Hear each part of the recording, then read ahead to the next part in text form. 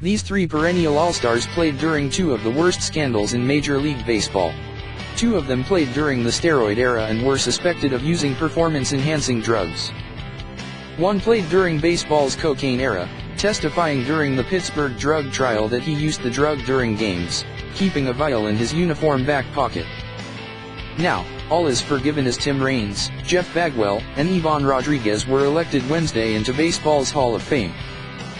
They have reached baseball immortality and will be inducted with former Commissioner Bud Selig and former General Manager John Schuerholz on July 30th at the Hall of Fame induction ceremony in Cooperstown, NY. The vote in election certainly showed a softening towards suspected ped users by the Baseball Writers Association of America. Rodriguez, who was accused of steroid use by former teammate Jose Canseco in his book and lost 30 pounds before MLB's testing program with penalties in 2005, faced significant skepticism. Bagwell, suspected of ped use but with no paper trail to prove it, was forced to wait 7 years until finally making it. It was an interesting process, Bagwell said.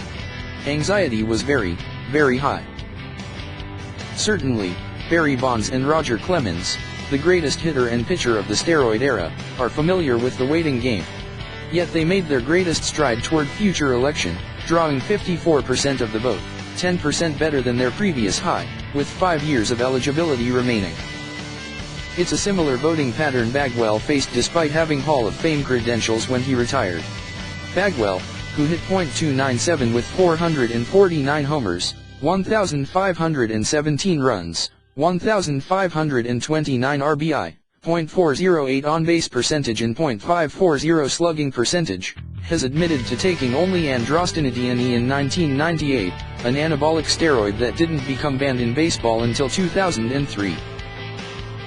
Bagwell received 41.7% of the vote his first year in 2011, but after his voting percentage stalled, it grew from 55.7% in 2015 to 71.6% last year to a staggering 86.2% on Wednesday. He received 381 of 442 votes, easily eclipsing the 332 votes needed to reach the required 75%.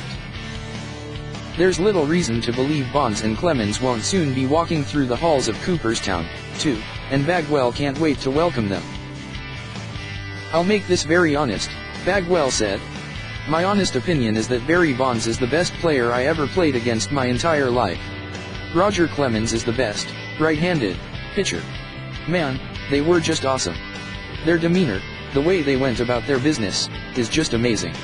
I respect them. I'm a fan, put it that way." Certainly, no one ever questioned Rodriguez's Hall of Fame credentials. Rodriguez, a 14-time All-Star and 13-time Gold Glove winner, might be the greatest all-around catcher since Johnny Bench.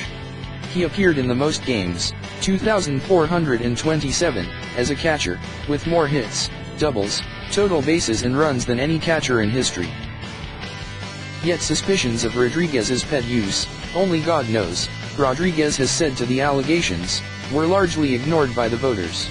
Rodriguez, only the 8th Latin American player to reach the Hall of Fame, barely was elected with 76% of the ballots receiving only 4 more votes than required but still joined his hero, Bench, as the only catcher to be elected on the first ballot. "That means a lot," Rodriguez said. "Johnny Bench was my favorite player growing up. I can't wait until July to see him on the stage when I do my speech. It's a dream come true." Yet after watching Mike Piazza's 4-year delay before his election, he couldn't help but wonder if he'd be penalized. Piazza is the finest offensive catcher in baseball history, but like Rodriguez, also was under suspicion of steroid use. Piazza has admitted to the use of androstenedione, but only before it became illegal. "I had trouble sleeping for 3 days, said Rodriguez, 45, the youngest living Hall of Famer. "I'll tell you that right now. I was very anxious for the whole situation. There was some big hopes, but we didn't know what's going to happen. It was very close." Raines' Hall of Fame bid was sidetracked by a different type of drug, cocaine.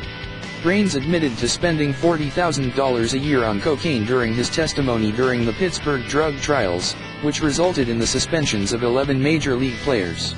Raines was never suspended, only subjected to additional and random drug testing for the duration of his career. While Reigns' drug abuse tainted his career, his Hall of Fame legacy was damaged much more by Hall of Famer Rickey Henderson. While Henderson is widely considered the greatest leadoff hitter in baseball history and Reigns might have been the second best, his career was hidden in Henderson's shadows. It took a decade for the Baseball Writers Association of America to realize Reigns' greatness. In his first 2 years on the ballot, he failed to garner even 25% of the vote and was still at 37.5% in 2011. But once it finally hit us, Reigns easily slid into baseball immortality. Really, it was embarrassing the writers, including myself, overlooking this 7-time All-Star and 4-time stolen base champ for so long.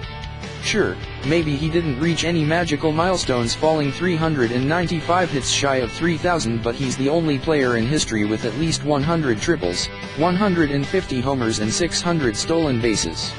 He also had the highest stolen base percentage, 84.7%, of anyone in history with at least 400 attempts, eclipsing Henderson, 80.8%. A lot of people didn't really know what Tim Reigns did for 23 years, Reigns said. I did a lot of things a lot of people actually in the Hall of Fame didn't do. But now they've got these new stats.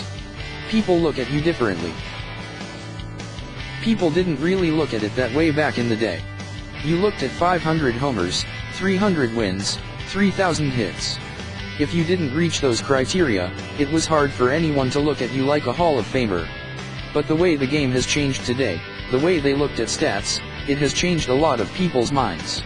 Along with our perspective on the steroid era, too.